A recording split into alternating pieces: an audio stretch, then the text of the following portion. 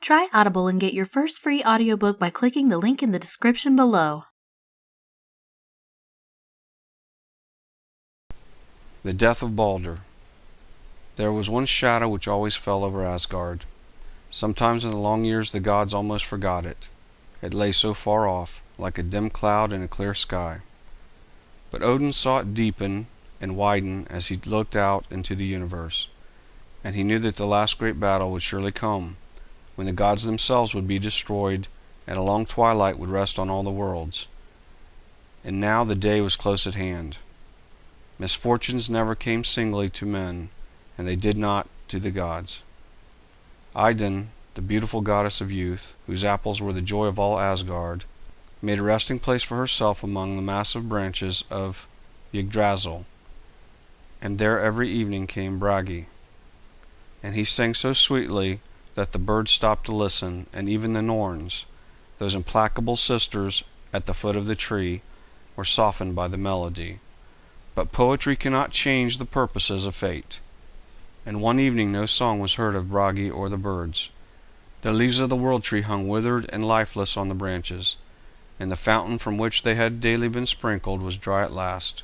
Idun had fallen into the dark valley of death, and when Bragi, Heimdall, and Loki went to question her about the future, she could answer them only with tears. Bragi would not leave his wife alone amid the dim shades that crowded the dreary valley, and so youth and genius vanished out of Asgard forever.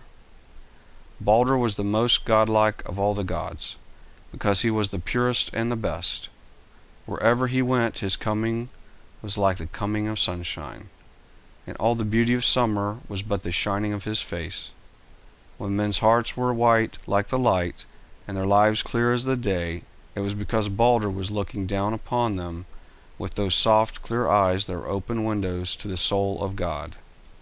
He had always lived in such a glow of brightness that no darkness had ever touched him. But one morning, after Idun and Bragi had gone, Balder's face was sad and troubled. He walked slowly from room to room in his palace, Breidablik, stainless as the sky when April showers have swept across it, because no impure thing had ever crossed the threshold. And his eyes were heavy with sorrow. In the night terrible dreams had broken his sleep, and made it a long torture. The air seemed to be full of awful changes for him and for all the gods. He knew in his soul that the shadow of the last great day was sweeping on. As he looked out and saw the worlds lying in light and beauty, the fields yellow with waving grain, the deep fjords flashing back the sunbeams from their clear depths, the verdure clothing the loftiest mountains, and knew that over all this darkness and desolation would come, with silence of reapers and birds, with fading of leaf and flower, a great sorrow fell on his heart. Balder could bear the burden no longer. He went out, called all the gods together, and told them the terrible dreams of the night. Every face was heavy with care. The death of Balder would be like the going out of the sun, and after a long, sad council, the gods resolved to protect him from harm by pledging all things to stand between him and any hurt. So Frigg, his mother, went forth and made everything promise on a solemn oath not to injure her son. Fire, iron, all kinds of metal, every sort of stone, trees, earth, diseases, birds, beasts, snakes, as the anxious mother went to them, solemnly pledged themselves that no harm should come near Balder. Everything promised, and Frigg thought she had driven away the cloud, but fate was stronger than her love, and one little shrub had not sworn. Odin was not satisfied even with these precautions, for whichever way he looked, the shadow of a great sorrow spread over the worlds. He began to feel as if he were no longer the greatest of the gods, and he could almost hear the rough shouts of the frost giants crowding the rainbow bridge on their way into Asgard. When trouble comes to men, it is hard to bear, but to a god who had so many worlds to guide and rule it was a new and terrible thing. Odin thought and thought until he was weary, but no gleam of light could he find anywhere. It was thick darkness everywhere. At last he could bear the suspense no longer, and saddling his horse he rode sadly out of Asgard to Niflheim, the home of Hel, whose face was as the face of death itself. As he drew near the gates, a monstrous dog came out and barked furiously. But Odin rode a little eastward of the shadowy gates to the grave of wonderful prophetess. It was a cold, gloomy place, and the soul of the great god was pierced with a feeling of hopeless sorrow as he dismounted from Sleipnir, and bending over the grave began to chant weird songs and weave magical charms over it. When he had spoken those wonderful words which could waken the dead from their sleep, there was an awful silence for a moment, and then a faint ghost-like voice came from the grave. "Who art thou," it said, "who breaketh the silence of death, and calleth the sleeper out of her long slumbers? Ages ago I was laid at rest here. Snow and rain have fallen upon me through myriad years. Why dost thou disturb me?" "I am Vegtam," answered Odin, "and I come to ask why the couches of hell are hung with gold and the benches strewn with shining rings." "It is done for Balder," answered the awful voice. "Ask me no more."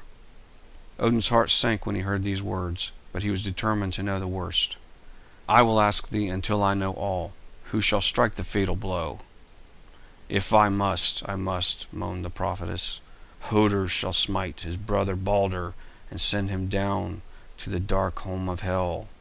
The mead is already brewed for Balder, and the despair draweth near." Then Odin, looking into the future across the open grave, saw all the days to come. "Who is this," he said, seeing that which no mortal could have seen, "who is this that shall not weep for Balder?" Then the prophetess knew that it was none other than the greatest of the gods who had called her up. "Thou art not Vegtam," she exclaimed. "Thou art Odin himself, the king of men." "And thou," answered Odin angrily, "art no prophetess, but the mother of 3 giants. "Ride home, then, and exult in what thou hast discovered," said the dead woman. "Never shall my slumbers be broken again, until Loki shall burst his chains, and the great battle come." And Odin rode sadly homeward, knowing that already Niflheim was making itself beautiful against the coming of Balder. The other gods meanwhile had become merry again, for had not everything promised to protect their beloved Balder? They even made sport of that which troubled them, for when they found that nothing could hurt Balder, and that all things glanced aside from his shining form, they persuaded him to stand as a target for their weapons, hurling darts, spears, swords, and battle axes at him, all of which went singing through the air and fell harmless at his feet. But Loki, when he saw these sports, was jealous of Balder, and went about thinking how he could destroy him. It happened that as Frigg sat spinning in her house Finsal, the soft wind blowing in at the windows and bringing the merry shouts of the gods at play, an old woman entered and approached her. "Do you know," asked the newcomer, "what they are doing in Asgard? They are throwing all manner of dangerous weapons at Balder. He stands there like the sun for brightness, and against his glory spears and battle axes fall powerless to the ground. Nothing can harm him." "No," answered Frigg joyfully, "nothing can bring him any hurt, for I have made everything in heaven and earth swear to protect him." "What?" said the old woman. "Has everything sworn to guard Balder?" "Yes," said Frigg, "everything has sworn except one little shrub which is called mistletoe, and grows on the eastern side of Valhall. I did not take an oath from that because I thought it too young and weak." When the old woman heard this a strange light came into her eyes.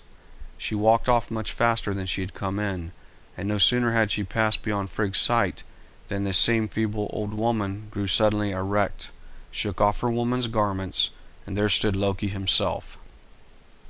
In a moment he had reached the slope east of Valhall, had plucked a twig of the unsworn mistletoe, and was back in the circle of the gods, who were still at their favorite pastime with Balder. Hoder was standing silent and alone outside the noisy throng, for he was blind. Loki touched him. "Why do you not throw something at Balder?" "Because I cannot see where Balder stands, and have nothing to throw if I could," replied Hoder. "If that is all," said Loki, "come with me. I will give you something to throw and direct your aim." Hoder, thinking no evil, went with Loki and did as he was told. The little sprig of mistletoe shot through the air, pierced the heart of Balder, and in a moment the beautiful god lay dead upon the field. A shadow rose out of the deep beyond the worlds, and spread itself over heaven and earth, for the light of the universe had gone out. The gods could not speak for horror. They stood like statues for a moment, and then a hopeless wail burst from their lips. Tears fell like rain from eyes that had never wept before, for Balder, the joy of Asgard, had gone to Niflheim and left them desolate. But Odin was saddest of all, because he knew the future, and he knew that peace and light had fled from Asgard forever, and that the last day and the long night were hurrying on. Frigg could not give up her beautiful son, and when her grief had spent itself a little, she asked who would go to Hel and offer her a rich ransom if she would permit Balder to return to Asgard. "I will go," said Hermod. Swift at the word of Odin, Sleipnir was led forth, and in an instant Hermod was galloping furiously away. Then the gods began with sorrowful hearts to make ready for Balder's funeral. When the once beautiful form had been arrayed in grave clothes, they carried it reverently down to the deep sea, which lay, calm as a summer afternoon, waiting for its precious burden. Close to the water's edge lay Balder's ringhorn, the greatest of all the ships that sailed the seas. But when the gods tried to launch it, they could not move it an inch. The great vessel creaked and groaned, but no one could push it down to the water.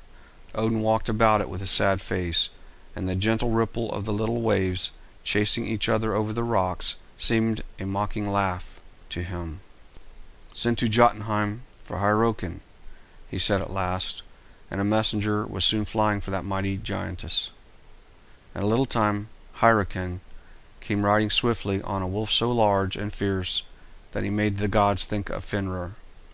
When the giantess had alighted, Odin ordered 4 berserkers of mighty strength to hold the wolf, but he struggled so angrily that they had to throw him on the ground before they could control him. Then Hyrroken went to the prow of the ship, and with one mighty effort sent it far into the sea, the rollers underneath bursting into flame, and the whole earth trembling with the shock. Thor was so angry at the uproar that he would have killed the giantess on the spot if he had not been held back by the other gods.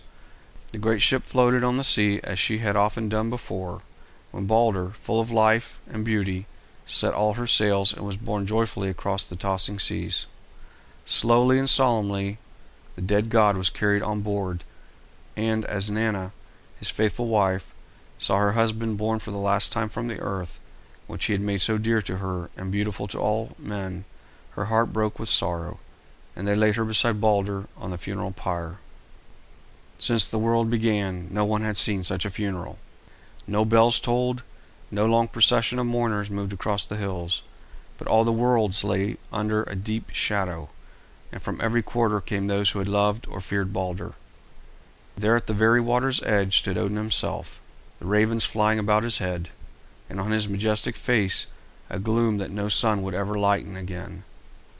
And there was Frigg, the desolate mother, whose son had already gone so far that he would never come back to her. There was Frey, standing sad and stern in his chariot, and there was Freya, the goddess of love, from whose eyes fell a shining rain of tears.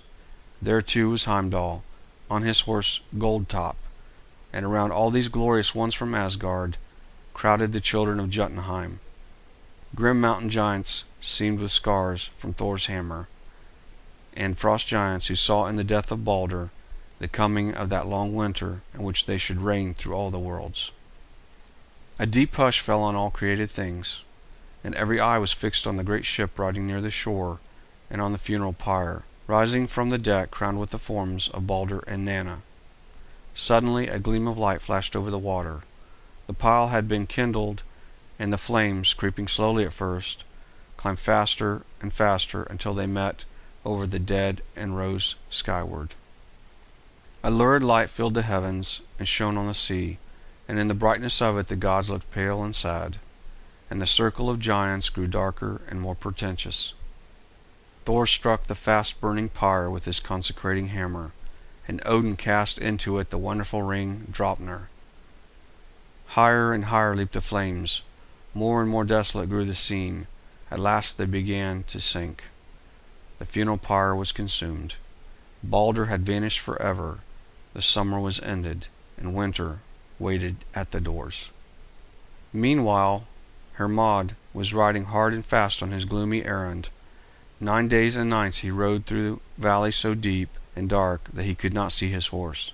Stillness and blackness and solitude were his only companions until he came to the golden bridge which crosses the river Gjall. The good horse Sleipnir, who had carried Odin on so many strange journeys, had never traveled such a road before, and his hoofs rang drearily as he stopped short at the bridge, for in front of him stood its porter, the gigantic Modgud. "Who are you?" she asked, fixing her piercing eyes on Hermod. "What is your name and parentage? Yesterday 5 bands of dead men rode across the bridge, and beneath them all it did not shake as under your single tread. There is no color of death in your face. Why ride you hither, the living among the dead?" "I come," said Hermod, "to seek for Balder. Have you seen him pass this way?" "He has already crossed the bridge and taken his journey northward to Hel." Then Hermod rode slowly across the bridge that spans the abyss between life and death, and found his way at last to the barred gates of Hel's dreadful home. There he sprang to the ground, tightening the girths, remounted, drove the spurs deep into the horse, and Sleipnir, with a mighty leap, cleared the wall.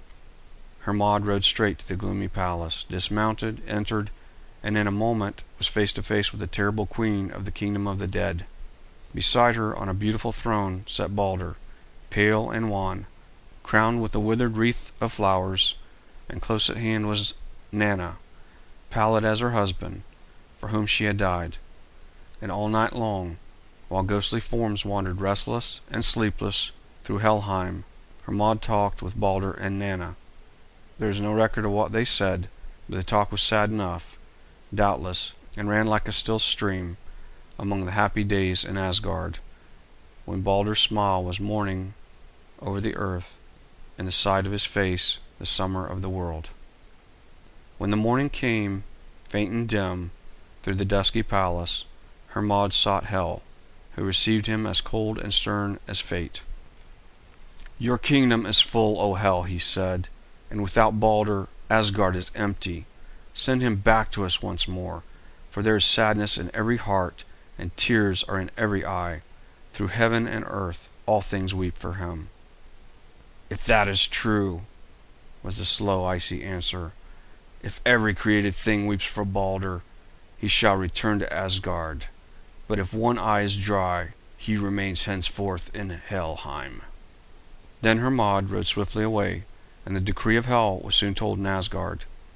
Through all the worlds the gods sent messengers to say that all who loved Balder should weep for his return, and everywhere tears fell like rain. There was weeping in Asgard, and in all the earth there was nothing that did not weep. Men and women and little children, missing the light that had once fallen into their hearts and homes, sobbed with bitter grief. The birds of the air, who had sung carols of joy at the gates of the morning since time began, were full of sorrow. The beasts of the fields crouched and moaned in their desolation. The great trees that had put on their robes of green at Balder's command sighed as the wind wailed through them, and the sweet flowers that waited for Balder's footsteps and sprang up in all the fields to greet him hung their frail blossoms and wept bitterly for the love and the warmth and the light that had gone out. Throughout the whole earth there is nothing but weeping, and the sound of it was like the wailing of those storms in autumn that weep for the dead summer as its withered leaves drop one by one from the trees. The messengers of the gods went gladly back to Asgard, for everything had wept for Balder, but as they journeyed they came upon a giantess called Thok, and her eyes were dry. "Weep for Balder," they said. "With dry eyes only will I weep for Balder," she answered. "Dead or alive, he never gave me gladness. Let him stay in Helheim." When she had spoken these words, a terrible laugh broke from her lips, and the messengers looked at each other with pallid faces, for they knew it was the voice of Loki. Balder never came back to Asgard, and the shadows deepened over all things, for the night of death was fast coming on. The end. Try Audible and get your first free audiobook by clicking the link in the description below.